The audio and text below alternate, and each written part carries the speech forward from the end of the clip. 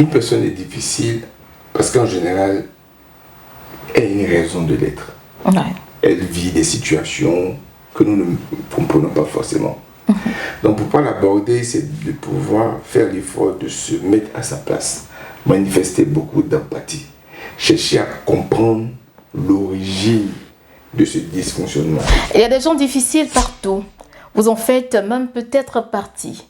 Si vous voulez garder de bonnes relations avec une personne difficile, vous devriez savoir comment la gérer et comment négocier. Et on en parlera dans cette capsule sur Alerte Info News. Bonjour, bonsoir et bienvenue.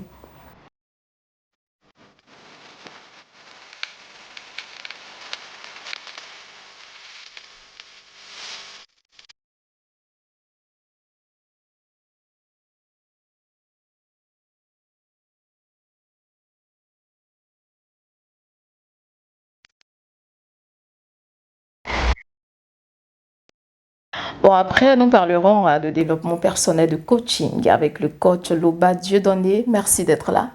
Merci. Vous allez bien? Très très bien. Ça se sent tout simplement. Vous n'êtes pas assez difficile. Hein. J'aime bien le coach à cause de sa patience, sa sympathie. Hein. Voilà. Vous n'avez pas l'air difficile quand même. Moi, j'essaie de m'adapter à mon milieu. Ah bon, hein? Ouais, j'aime bien ça. Et puis nous aussi, on fera l'effort de nous adapter à nos milieux. Alors, je me demande bien, hein, et je me suis posé la question, je savais que j'allais trouver réponse justement avec le coach. Pourquoi il y a certaines personnes qui sont tellement difficiles et invivables, et il y a d'autres qui sont, voilà, passimoines, tout baigne, tout va bien avec elles. Comment expliquer cela? C'est le propre même d'une société. D'accord. Chacun subit des influences du milieu dans lequel il évolue. Donc vous allez voir par exemple qu'il y a des plantes, bien des arbres fruitiers qui sont sucrés, d'autres sont moins sucrés. Pourtant c'est la même espèce, comme les papayes. D'accord. Mais ça dépend du milieu dans lequel tu es planté. Ça dépend de la source qui t'alimente depuis tes racines. Une personne peut devenir difficile, peut-être parce qu'elle a vécu dans des environnements qui l'y ont conduit depuis son enfance ou des circonstances tristes ou difficiles de la vie qu'elle subit peut l'amener à se transformer, à devenir invivable. Alors qu'une autre personne n'ayant pas subi les mêmes effets, peut-être plus agréable. Donc chacun réagit par rapport à l'environnement dans lequel il a évolué. Donc il y a nécessairement des causes. Hein. Oui, forcément. Ok. Forcément, nous sommes le résultat de toutes les influences que nous avons autour de nous. Est-ce qu'une personne difficile a conscience de son état? Pas toujours. D'accord. Pas toujours. Comment? Il faudrait qu'on vous dise, ah, vous êtes difficile, vous êtes ceci, vous êtes cela, pour que la personne puisse se réaliser. Parfois, on peut se rendre compte par soi-même. Parfois, c'est difficile de se rendre compte de son état. D'accord. Si c'est difficile, c'est que justement, c'est une personne tierce hein, qui nous dit, voilà, t'es difficile. Hein. Absolument. Parce que le caractère difficile, bien le qualificatif difficile, c'est par rapport à une autre personne.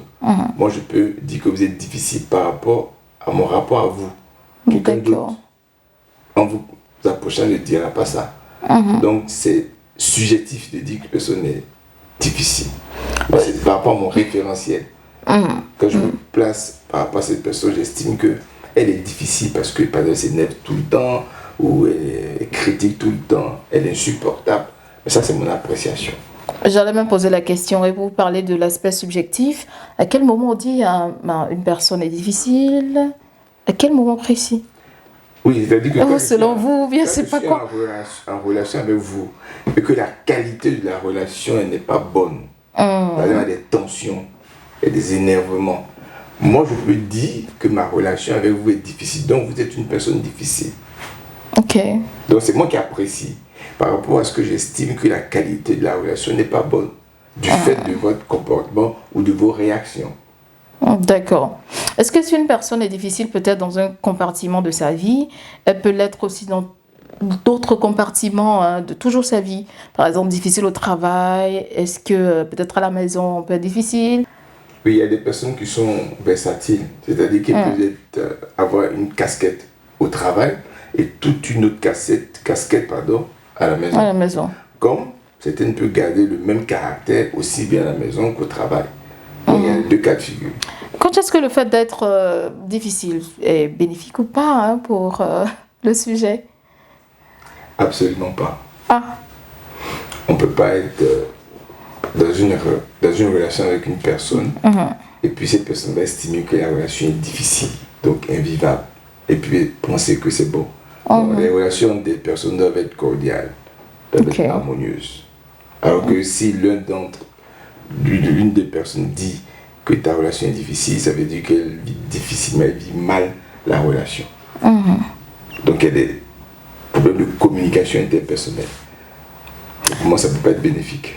mais après, moi, je me dis que dans d'autres compartiments de notre vie, est-ce que c'est pas pour nous important d'avoir ce caractère, d'être difficile? Je sais pas trop, peut-être au travail, par moment. Voilà.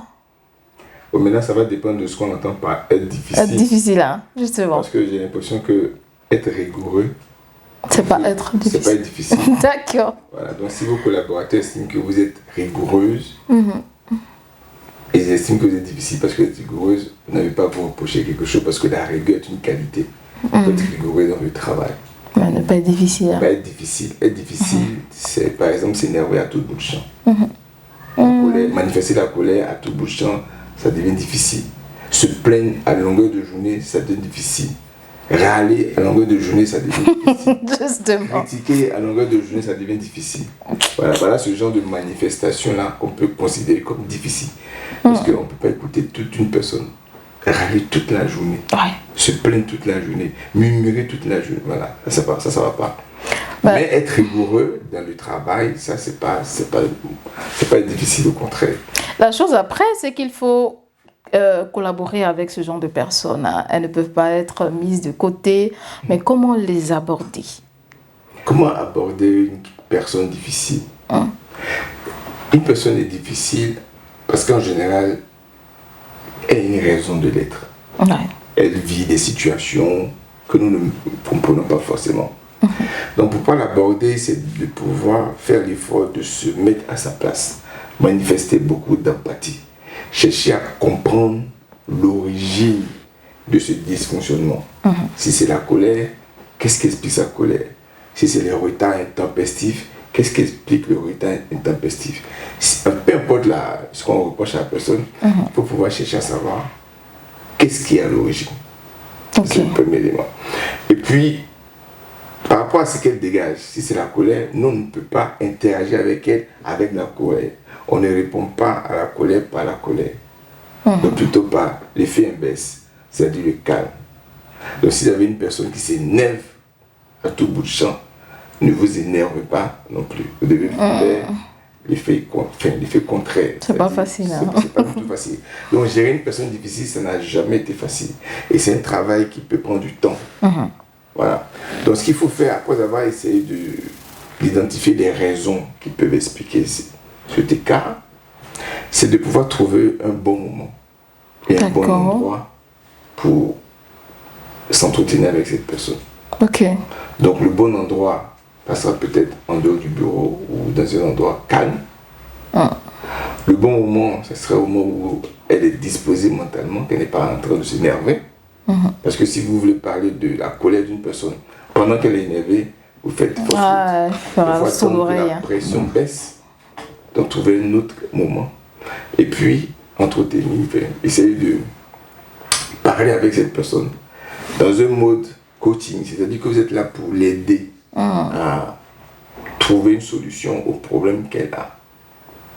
Voilà. Donc ce qu'il faut faire, c'est peut-être de rappeler certains actes et certaines conséquences de son comportement. D'accord. Vous avez dit qu'il faut aider ces personnes, mais est-ce que c'est toutes les personnes difficiles qu'on aide? hein?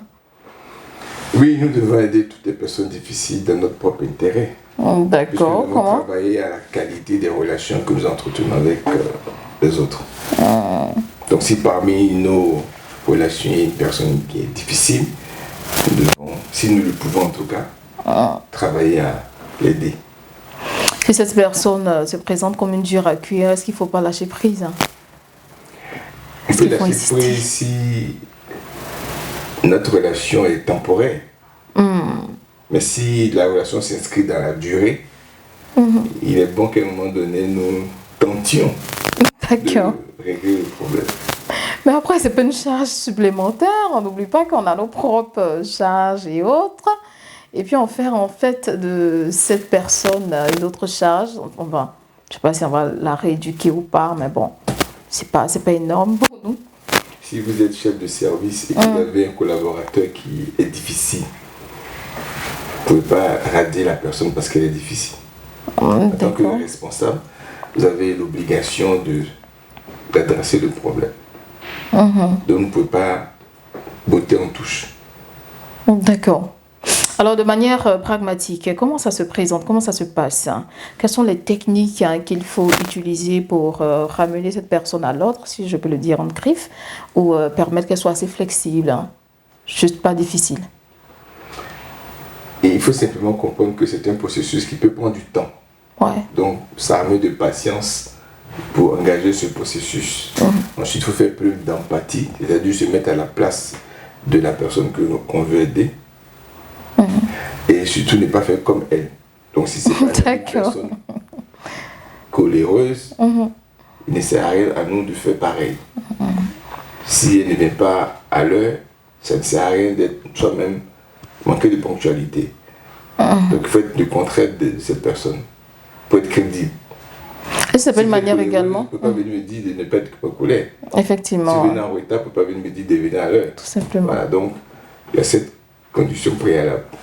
Et c'est pas une manière d'alerter en fait cette personne, de l'interpeller sur le comportement qui serait mieux à adapter, à appliquer pour une bonne relation sociale. On peut ne pas réagir à la colère par la colère pour montrer à l'autre que c'est pas comme ça qu'on vit.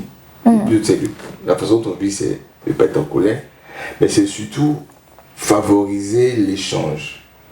Parce que si la personne est en colère et que vous aussi, dans votre rapport avec elle, vous mettez en colère, ça risque d'envenimer la situation. Donc une des raisons qui fait que vous devez baisser le ton, c'est justement parce qu'il faut continuer la relation.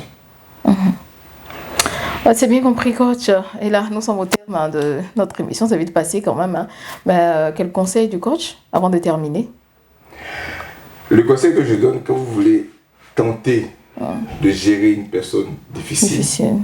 C'est vraiment d'avoir un entretien avec cette personne à un bon moment et à un bon endroit. C'est aussi se mettre à la place de la personne et puis lui montrer ses différents comportements et les conséquences de son comportement sur la relation, sur l'entreprise, sans porter de jugement de valeur sur sa personne. Et puis ensemble, trouver des solutions. Parce que les solutions ne doivent pas venir de vous, mais les solutions doivent venir d'elle. Par exemple, si elle est coléreuse, ou bien si elle vient en retard, ou si elle s'est... Peu importe, c'est lui demander comment est-ce qu'elle pense pouvoir sortir de cette situation. Donc les solutions doivent venir d'elle. Et vous devez, peut-être sur la base de votre expérience, renchérir ou l'encourager dans cette dynamique. Et puis faire un suivi.